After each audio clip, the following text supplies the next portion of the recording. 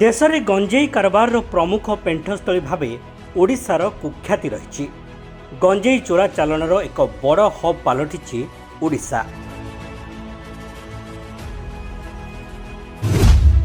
दिल्ली, मुंबई, बिहार, झारखंड, पश्चिमबंग, उत्तर प्रदेश आदि अंचल को ओडिशारू प्रचुर गंजेई चालाण हेउछि।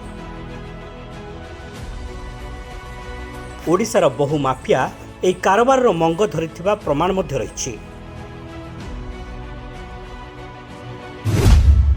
ଅବକାରୀ ବିଭାଗ, ନାର୍କୋଟିକ୍ ବ୍ୟୁରୋ, ଥାନା, ପୁଲିସ ସହିତ କ୍ରାଇମବ୍ରାଞ୍ଚ ଏସଟିଏଫ୍ ହାତରେ ବହୁ ମାଫିଆ ଗିରଫ ହୋଇଛନ୍ତି। ବଡ଼ କଥା ହେଉଛି ଓଡ଼ିଶାରେ ଗଞ୍ଜେଇ ଚାଷ ଓ ଚାଲାଣରେ ନକ୍ସଲଙ୍କ ପ୍ରଚ୍ଛନ୍ନ ହାତ ରହୁଥିବା ଜଣାପଡ଼ିଛି।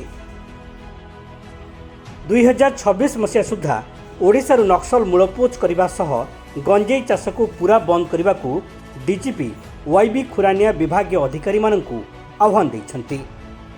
किंतु एसबु भितरे निशा माफिया विरोध में चलुवा अर्थनैतिक तदंत आखि दृश्य नुहे बोली चर्चा हेउछि। 5 वर्ष भितरे 20टी मामलें मात्र 23 जन निशा माफिया 40 कोटी टंका मूल्यर संपत्ति जबत होइछि। निशा कारबारू माफिया माने एते परिमाणर संपत्ति अर्जन करथिबा ठोस प्रमाण मिलिबा परे एही कार्यानुष्ठान निया जाइछि। एबे भी बहु माफिया पुलिस राडार बाहर रही नेटवर्क चलाउछन्ति। 2019 रु 2024 मध्यरे ओडिशा पुलिस 14 निशा माफिया विरोध में अर्थनैतिक कार्यानुष्ठान नैछि।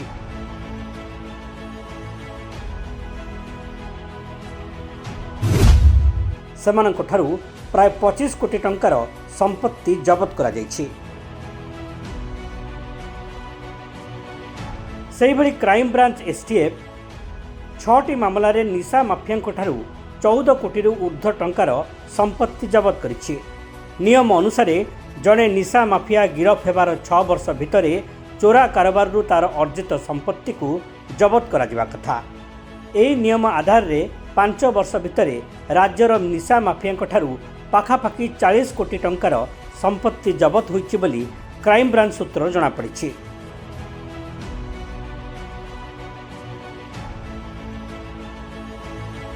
निकटरे क्राइम ब्रांच एसटीएफ द्वारा देवगढ़ 1000 केजी गंजेई जबत होइछि। निशा माफिया आशीष बारिक को गिरफ करा जाइछि।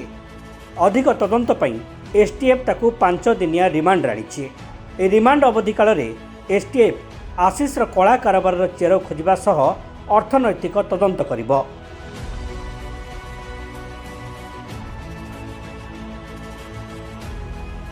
एही चोरा कारबार आशीष केते कोटी टंका उपार्जन करिछि से सब को खोली बाहर करा।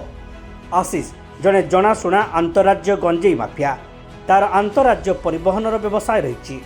सेहिभଳି संबलपुर रेढ़ाखल अंचल में एक पेट्रोल पंप रे मध्य तार अंशधन थिबा प्राथमिक तदंतरू जଣାपड़िछि। एहासह भुवनेश्वर कटक रे तार घर और प्लॉट थिबा मध्य जଣାपड़िछि।